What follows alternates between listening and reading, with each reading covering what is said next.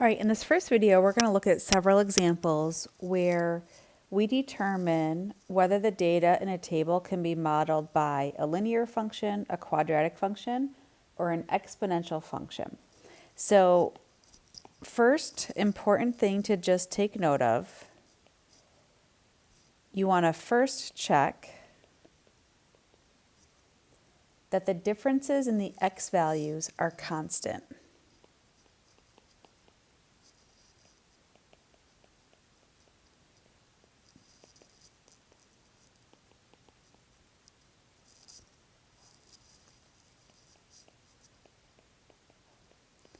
So what I mean by that is we have a table of values. Here's our x values, here's our y values. So we want to make sure that the differences going from one to the next to the next to the next is constant. If we go from -2 to -1, we're increasing by 1. From -1 to 0, we're increasing by 1. From 0 to 1, we're increasing by 1. From 1 to 2, we're increasing by 1. So we'll just make a note that our x's are all increasing by 1. That is constant, so we checked it.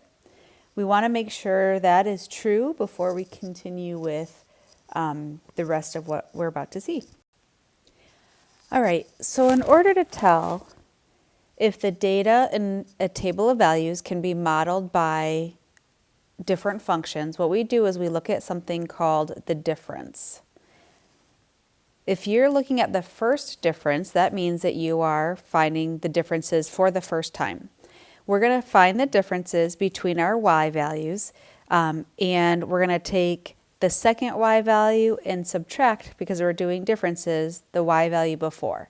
Then we'll take the third and subtract the second, then the fifth and subtract the third. So let's take a look at what that math looks like. So if we take, and I'm going to, when I do this, I do skip this first spot because I'm going to take this y and subtract the y before it, and I'll just do that work right in line with the y. So 1 minus the y before it is a -1. So I'm taking this y value and I'm subtracting the previous y value. 1 minus a -1, if you minus a negative, it turns to addition, and we are saying 1 plus 1, and we get 2. Now we're going to move on to the next line. We're going to take this y value and subtract the y value before it. So we have 3 minus 1, which gives us 2. We're going to do the same thing. Take our 5, subtract the previous y. So 5 minus 3 gives us 2. And then 7 minus 5 gives us 2. So what we notice is when we find our first difference, we subtracted for the first time, we are getting a constant value. The fact that we got a 2 for that difference is not the important thing. The important thing is that we found a constant difference the first time we did this. And you'll kind of see what I mean when we look at other examples. So what we can say is that the first difference is constant.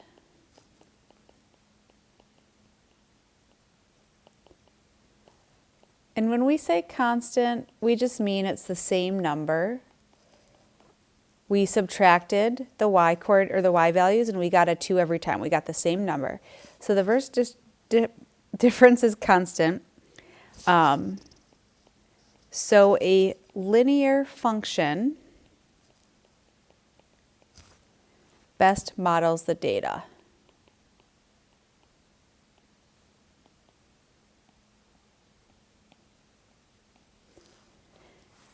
All right, so when you find the first difference, if you get a constant on that first difference, that means that you're looking at a linear function that would best model the data.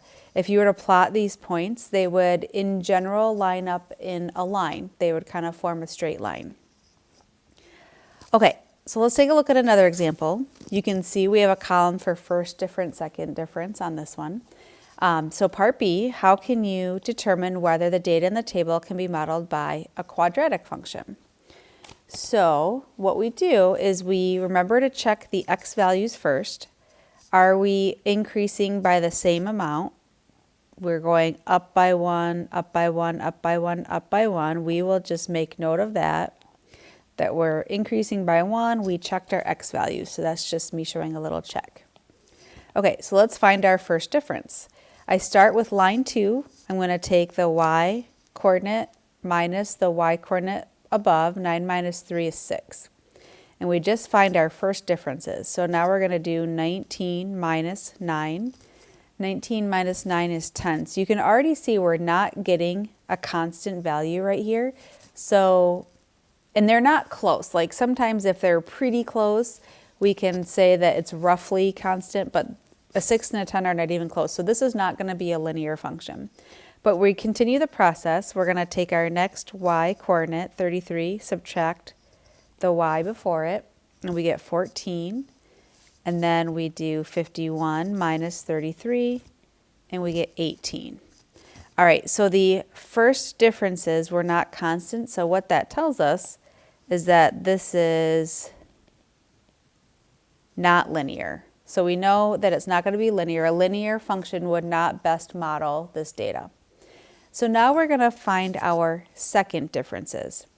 What that means is we take these new numbers that we have and we're going to find the differences of these. So the first difference is from the y coordinates. The second difference is from these values that we came up with here. Now, because we always start with the second one and subtract the one before it. So we're going to start our work on this line right here. We're going to take 10 minus the difference before it. 10 minus 6 is 4. And then we're going to take 14, subtract the value before it, which is 10, and we get 4. And then we take 18 minus the 14, and we get 4.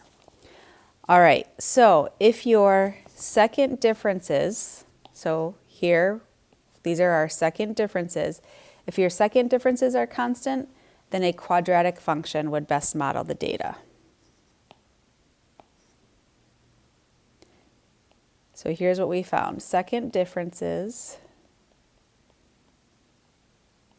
are constant. So a quadratic function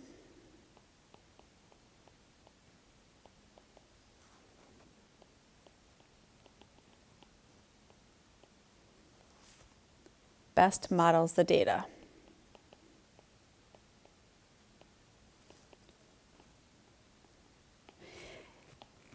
If you were to plot these points, it would be in a parabola shape. We could come up with a quadratic function that would follow along the data that we were given here. So if your first differences are constant, you've got linear. If your second differences are constant, you're looking at a quadratic function. All right, part C, how can you determine whether the data in the table can be modeled by an exponential function? So just remember, an exponential function, those are those graphs you guys drew that look like that, where you're growing exponentially or decaying exponentially. So we follow the same process because right now we don't know if we're looking at linear, quadratic, exponential. So we find our first differences. First, we check our x's. Are we increasing by the same amount? Those are all increasing by 1. So we say, yep. Oops. Our x values are all increasing by 1, so we checked that. And then we go ahead and we find our differences. So start with our second y coordinate. 2 minus 1 is 1. Then we do 4 minus 2 is 2. 8 minus 4 is 4. And 16 minus 8 gives us 8. So this is not linear because our first differences were not constant.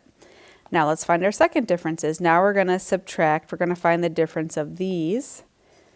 So we start with the second one. So I'm going to go down a line. 2 minus 1 is 1. 4 minus 2 is 2. And 8 minus 4 is 4. So our second differences were not constant. So that means this is not quadratic. So is this possibly exponential? So we're done finding differences. Now we find the ratio of the y values. So we are going to go back to the original y values. We're going to take the second y value and divide it by the y value before. So this will feel familiar. You guys have done this. We take the 2, we divide it by the 1 before it, and we get 1.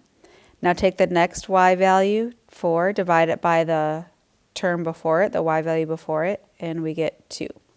Take the next one, 8 divided by 4. Again, I'm getting these numbers from the original y coordinates over here.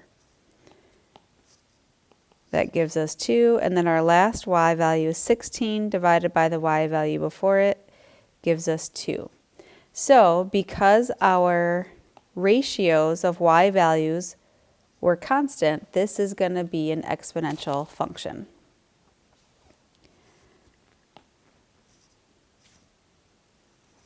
So the ratios of consecutive y values, this means just y values right in a row, they're consecutive, are constant. So we're saying those ratios of the y values are constant. So an exponential function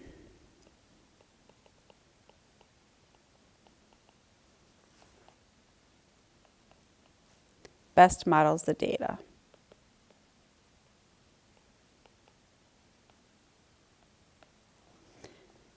All right. I am going to, we'll skip over this in the video right now. This video is already too long. And let's just leave these available for us to try in class tomorrow.